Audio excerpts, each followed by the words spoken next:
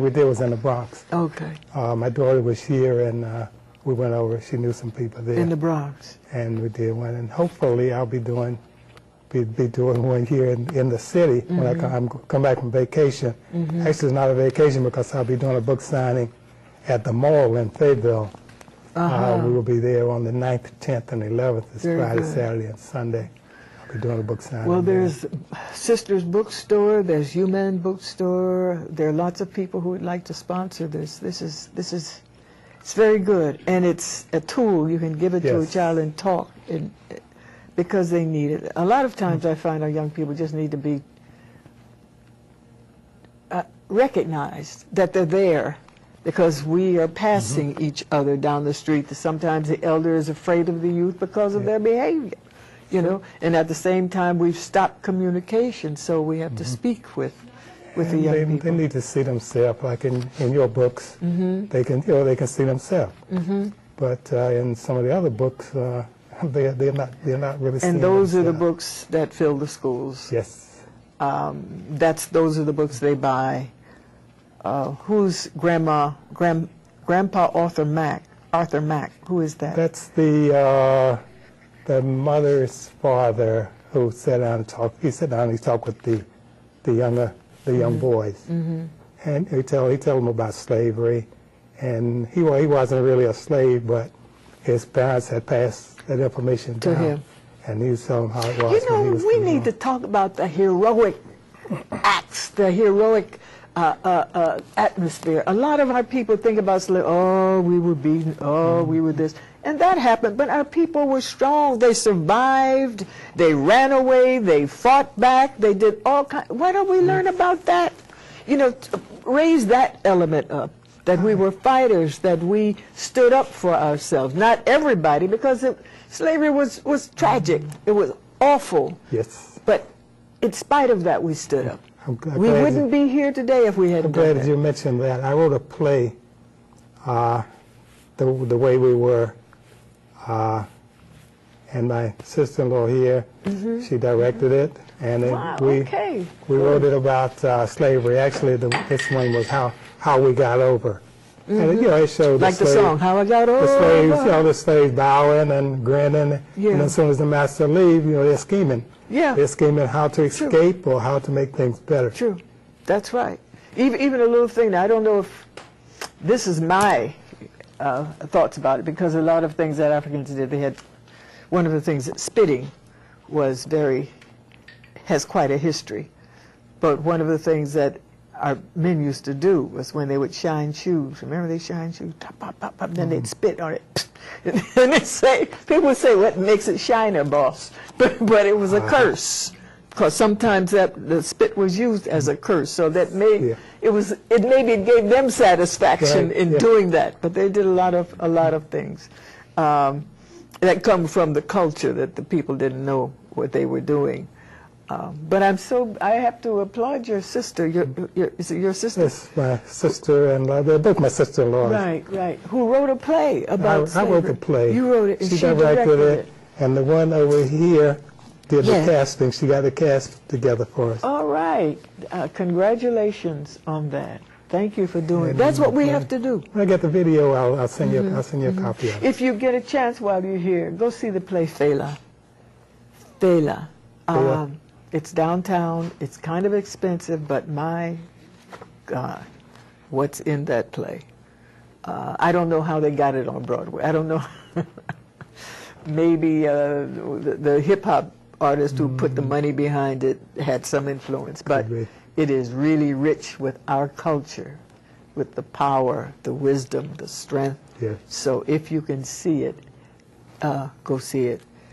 But the fact that you three got together and put that play on was important. I want to thank you for writing this book. If you can take another picture of it, look for it.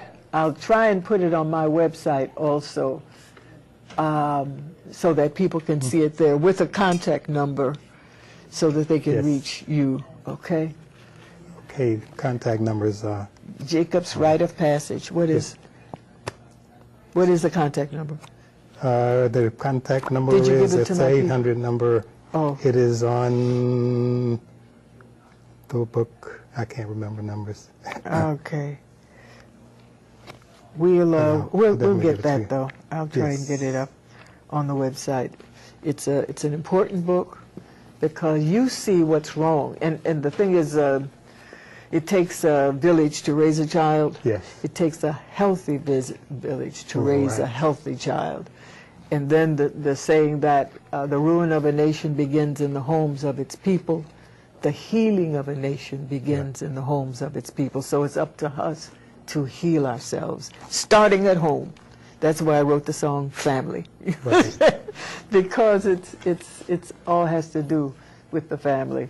Now I've talked to you about your writing and your story. I talked to our other guest, Mr. Evan Thompson, about music and the voice and how that spirit comes through the voice. This book, my book here, The Little Tree Growing in the Shade, which takes, I wanted our young people to know where hip-hop came from, and that we have a wealth of musical genius and contributions. That's why I wrote this book, Little Tree. It's no longer in print, but I'm going to I'm trying now to have it redone, because our children need to know that it's not all about me, all eyes on me. No, it's all eyes on us.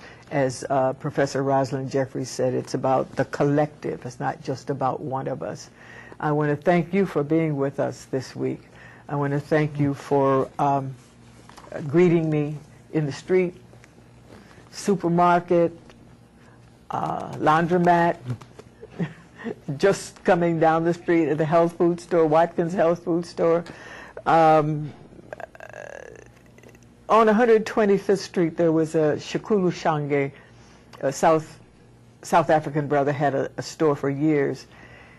He no longer has a store there on 125th Street, but he's working out of somebody else's store, and I'm sitting here angry at myself because I didn't bring out his card where I could tell you where to go. You can go there and get my CD. I have 2 CDs out, Ancestor House and the Iron Pot Cooker. But here we talk about our story, the story of the great African people, coming from many areas, many levels of creativity, survival, looking into the future, what we're going to do. If you find yourself in a bad situation, you can't let the bad situation situate you, or hand you a half step in self-estimation, or say how far you can go, what you can think, say, or do. Just think it out. Think it through. When you understand, make a plan for what to do, and then work your plan, work it through. Don't let the bad situation situate you. I am Nana Camille Yarbrough. I want to thank you for being here with us. I want to thank you for being with us, from coming all the way from New Jersey.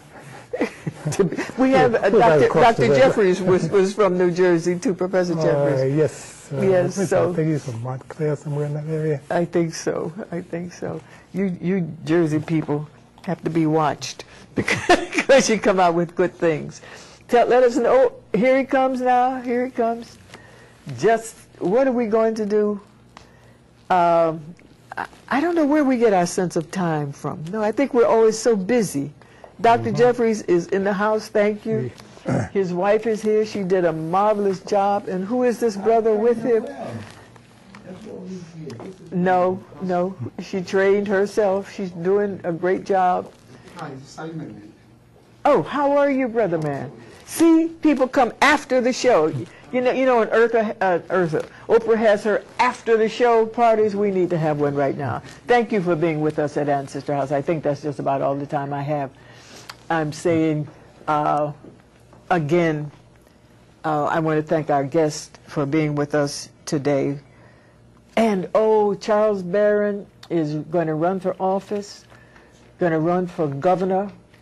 He's going to they're starting a new party called the Freedom Party, and everyone has to sign the petition so that we can get on the ballot.